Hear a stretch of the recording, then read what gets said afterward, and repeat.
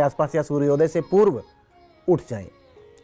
किसी कारण से नहीं होता तो मैंने ये कहा है कि हर एक क्षण जो है शिव जी की पूजा के लिए उचित है। तो दोपहर में 12 बजे से लेकर 12:54 के आसपास अभिजित मुहूर्त में आप कर सकते हैं। इसके बाद 1:38 से लेकर 3:21 तक अमृत काल रहेगा, उसमें कर सकते हैं। तो आप कभी भी कर लें, लेकिन इन अवधि में करना ज़्यादा उचित रहेगा। ये रही बात मुहूर्त की। सामग्री की भी बात कर लेते हैं। सामग्री सहज पूजन के लिए है, इसलिए आपको वही पंचामृत की सामग्री दूध, दही, घृत, शक्कर, शहद। इसके अलावा बिल्वपत्र तो होना ही चाहिए। शमी पत्र मिल जाए उसको भी शामिल करें, इलायची शामिल करें, जनेऊ ले लें, कोई और भी मिष्ठान्न ले लें, पंचमेवा ले लें, 5 प्रकार के फल हो सके तो 5 प्रकार के फल, नहीं तो जो भी ऋत फल उपलब्ध हो या जो भी मेवा आपके पास उपलब्ध हो, भाव के साथ उसे लेकर शिव जी के पास पहुँचें। कुश के आसन में बैठ जाएं। मंदिर अगर ये आपके नज़दीक है तो मंदिर जाएं, यदि नहीं है तो घर में ही शिव जी की प्रतिमा चित्र के समक्ष बैठ करके, यदि संभव हो तो पूर्व या उत्तर की ओर मुख करके बैठें और जो है सबसे पहले शिव जी को स्नान कराएं। शिवलिंग है तो आप उस पर स्नान कराएं।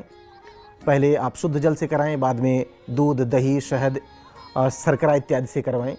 यदि चित्र है तो दूर से ही पानी के छींटे आप मार सकते हैं, क्योंकि चित्र को नहलाएंगे तो वो धुल जाएगा। स्नान कराने के बाद अंतिम में आपको शुद्ध जल से स्नान कराना है। बाद में शिव जी का जो श्रृंगार है उसे आप करना है, यानी भस्म वगैरह हो या जो भी चंदन टीका हो उसको आप लगाएं। यदि भगवती पार्वती भी साथ में है तो उनका भी श्रृंगार करें, उनके श्रृंगार की सामग्री भी साथ में ले जाएं। इसके बाद शिव जी का जो है मंत्र जप करें। मैं हमेशा कहता हूँ कि ओम नमः शिवाय बहुत ही उत्तम मंत्र है, आप उसको कर सकते हैं, सहज है। नहीं तो ओम नमो भगवते रुद्राय, इस मंत्र का जब भी आप कर सकते हैं इस दिन, क्योंकि इस दिन जो ग्रहीय स्थितियां हैं जो मुहूर्त के लिए ज़रूरी भी होती हैं, उसमें जो है शुक्र, राहु और बृहस्पति का प्रभाव रहेगा, तो आप इस मंत्र का भी जप आप कर सकते हैं। मंत्र के बाद आप चालीसा, आरती जो भी है करें, धूप दीप दिखाते हुए, उसके बाद घर आ जाएं। बेहद सरल तरीका है। याद करने के लिए स्नान कराना है, जो भी भोजन की सामग्री आप जैसे भोजन करते हैं उसी तरह उनको भोग लगाना है, मंत्र जपना है, आरती करनी है, प्रदक्षिणा करना है घूम करके, इसके बाद जो है घर आ जाना है। बेहद सरल पूजा है। इस तरह से आपकी पूजा संपन्न हो जाएगी। तो आपको मुहूर्त बता दिया गया, आपको सामग्री बता दी गई और आपको सहज पूजन विधि बता दी गई। चलिए, ये सहज विधि तो हमने जान ली।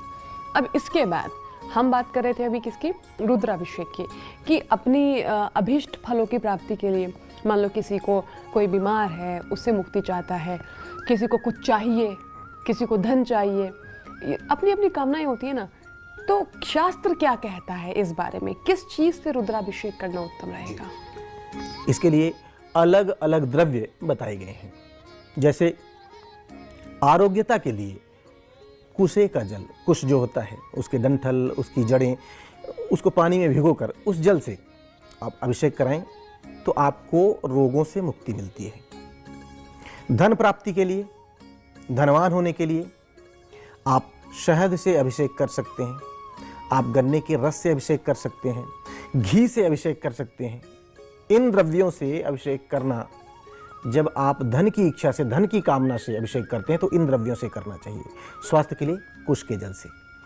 इसके बाद यदि आपको भूमि, भवन, वाहन इत्यादि की प्राप्ति चाहिए तो उसके लिए आपको दही से शिव जी का अभिषेक करना चाहिए। इससे भूमि भवन की प्राप्ति होती है, ऐसा विद्वानों का कहना है। संतान प्राप्ति ये एक बड़ा सुख है, सभी सुखों से भारी है, बड़ा है, श्रेष्ठ है। तो संतान प्राप्ति के लिए आपको दूध से अभिषेक करना चाहिए। आपने देखा होगा कि अक्सर लोग दूध से अभिषेक करते हैं।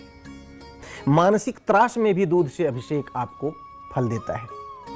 यदि आप बहुत विचलित हैं, बुखार आ रहा है, लगातार बुखार आ रहा है और बुखार नहीं दूर हो रहा है, तो गंगा जल या शीतल जल से अभिषेक करने पर जो शरीर की उष्णता होती है वो दूर होती है। देखिए, सावन का महीना क्यों प्रिय है, क्योंकि लगातार बारिश होती है तो जितनी भी गर्मी रहती है या गर्मी से उत्पन्न हुए रोग वो धीरे धीरे करके ठीक होने लगते हैं। इसीलिए तो सावन का महीना भोलेनाथ को प्रिय है। यदि आपको रोग परेशान कर रहा है, वो मैंने बता दिया। यदि आपको शत्रु परेशान कर रहे हैं तो ऐसी स्थिति में आपको सरसों के तेल से अभिषेक करना चाहिए, तो आपका रोग, आपके शत्रु शांत होते हैं। अब मैंने आपके रोग के बारे में बता दिया, धन धान्य बता दिया, संतान बता दिया, भूमि एवं वाहन सुख बता दिया। अब स्वाभाविक है कि इतना सब कुछ होगा, धन होगा, संपत्ति होगी, सुखी रहेंगे, तो बस सारी कामनाएं आपकी पूरी हो जाएंगी। वैसे फिर से बता दूं, सावन का महीना निष्काम पूजा के लिए ज़्यादा श्रेष्ठ होता है। जब आप अपने आप को शिव जी के शरण में समर्पित कर देंगे तो सब कुछ प्राप्ति हो जाएगी। फिर भी कामना लेकर यदि गए हैं तो इस तरह से रुद्राभिषेक करना आपके लिए हितकारी रहेगा। इस सावन पंडित जी हम